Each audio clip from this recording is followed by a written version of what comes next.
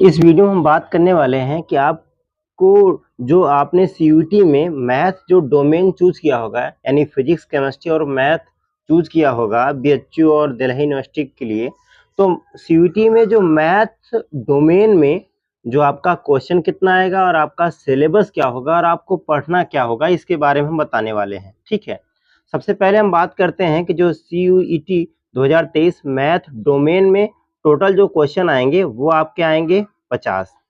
ठीक है, total 50 question आएंगे और करना कितना होगा आपको 40। तो इस बार जो है रूल बदल दिया गया है। इस बार नए सत्र में क्वेश्चन दे रहा है आपको 45 और करना होगा आपको 35।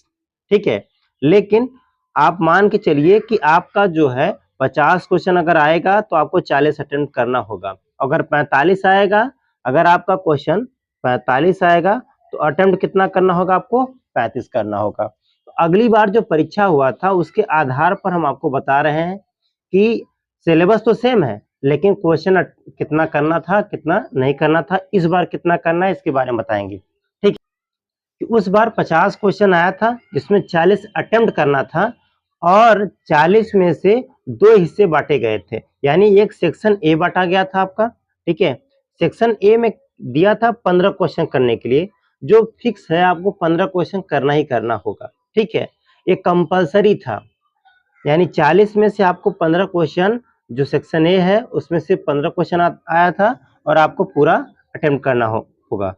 और सेक्शन बी में जो है उसमें आपको सेक्शन बी में 2 हिस्से बांटे गए हैं। सेक्शन बी में एक बी1 बांटा गया है और एक आपका बी2 बांटा गया है। सेक्शन ए और सेक्शन बी दोनों करने हैं, लेकिन सेक्शन बी में 2 हिस्से बांटे गए हैं, एक जो कोर मैथमेटिक्स लिया होगा और एक जो अप्लाइड मैथमेटिक्स लिया होगा।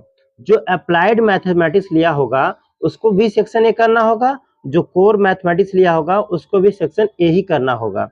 अब ज्यादातर बच्चे कोर मैथमेटिक्स ही लेते हैं। ठीक है, बहुत कम ही बच्चे ऐसे हैं जो अप्लाइड मैथमेटिक्स लेते हैं, जो कॉमर्स के बच्चे हैं वही अप्लाइड मैथमेटिक्स लेते हैं। तो जो कोर मैथमेटिक्स लेंगे उनको क्वेश्चन करना होगा कितना, 25 क्वेश्चन सेक्शन बी यानी सेक्शन बी1 में से करना होगा। कितना करना होगा, 25 क्वेश्चन।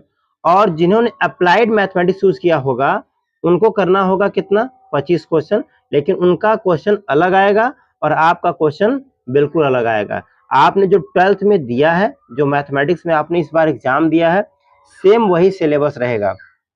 अब मैं आपको सिलेबस की बात करूं तो सेक्शन ए में जो आएगा, जो यानी क्लास 12th की जो आपकी एनसीईआरटी है, यानी क्लास 12th की जो एनसीईआरटी है,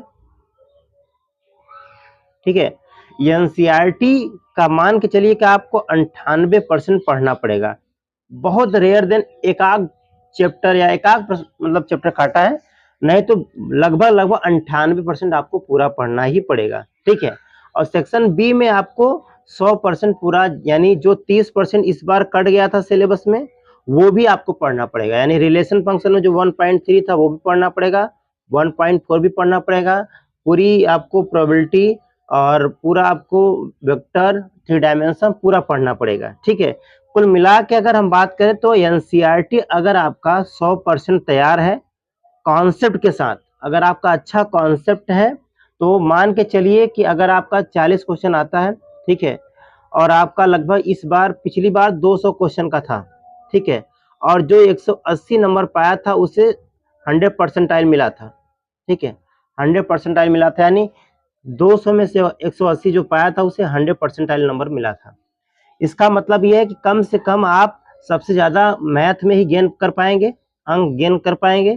तो 180 अगर आ जाएगा तो आप मान के चलिए कि आपका इससे भी कम रहेगा तो भी बीएचयू में आपका सिलेक्शन हो जाना है।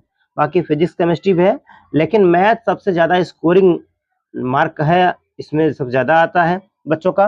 तो मान के चलिए एनसीईआरटी आपको पूरा 100% पढ़ना होगा कंप्लीट, और कॉन्सेप्ट के साथ लॉजिकल क्वेश्चन देता है, बिल्कुल आपका कॉन्सेप्ट अच्छा रहेगा तो आप कर ले जाएंगे। ज़्यादा नहीं, 1-2 चैप्टर आपके बस बढ़े हैं, एनसीईआरटी के 1-2 ही चैप्टर मात्र बढ़े हैं और वो भी आप आसानी से कर ले जाएंगे।